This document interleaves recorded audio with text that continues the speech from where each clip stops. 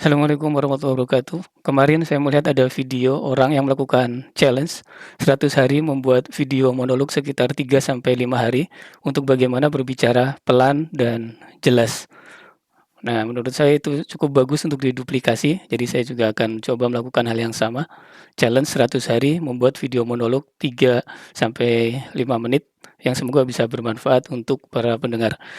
Di video pertama ini akan membahas bagaimana membuat video 3 sampai 5 menit yang menarik dan, mudah dipahami oleh pendengar. Yang pertama, kita perhatikan strukturnya, ada hook-nya, kemudian ada mid bagian body, dan ada the bow di bagian akhir. Hook itu sekitar 0 sampai 45 detik, ini misalkan sekarang 50 detik, nah jadi di 50 detik awal tadi kita sampaikan hook-nya. Di dalam hook itu kita sampaikan apa yang bisa membuat penasaran pendengar. Jadi ada curiosity gap, kita mengisi penasarannya pendengar. Kemudian yang kedua, kita menyampaikan masalah atau fakta yang mengejutkan, yang kira-kira itu jarang diketahui oleh para pendengar. Dan yang ketiga, primary effect. Primary effect ini adalah sesuatu yang kita sampaikan di bagian awal. Kemudian the mid atau video body, ini bagian badan videonya, di bagian pertengahan, yaitu kita menyampaikan satu ide besar. Kemudian kita juga perhatikan rule of three, bahwa sebisa mungkin dalam 3 sampai 5 menit tersebut kita menyampaikan maksimal 3 poin utama untuk membatasi cognitive load atau kemampuan pendengar untuk bisa menyerap secara kognitif materi yang disampaikan. Dan yang ketiga, ini the bow, itu di 30 detik terakhir. Di 30 detik terakhir, kita menyampaikan ringkasan poin utama dari badan video tadi. Dan jangan lupa untuk meminta call to actions, melakukan sesuatu, dan itu merupakan resensi efek poin di bagian akhir. Kemudian untuk teknik visual dan vokal, kontak mata digital. Jadi kita menatap lubang kamera sebisa mungkin untuk lebih sering menatap lubang kamera dibanding menatap layar. Nah, itu sebagai bentuk koneksi parasosial supaya pendengar merasa sedang diajak bicara atau komunikasi. Kemudian juga variasi prosodi atau nada suara, nada bicara atau intonasi. Hindari nada monoton yang sepanjang video, nadanya itu relatif sama, tidak ada naik atau turunnya. Dan gunakan jeda atau pause setelah menyampaikan poin-poin tertentu.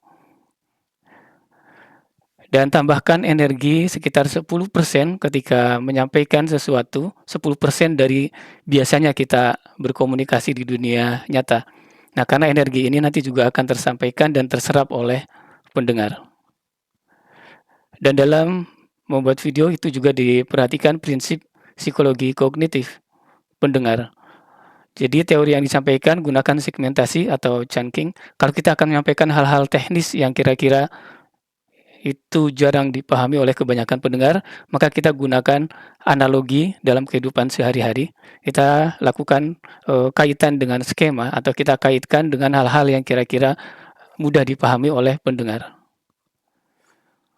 Kemudian dual coding, tampilkan juga teks singkat atau grafik dan gunakan teori multimedia layer, tidak hanya suara atau kata-kata tapi juga ada visual yang ditampilkan.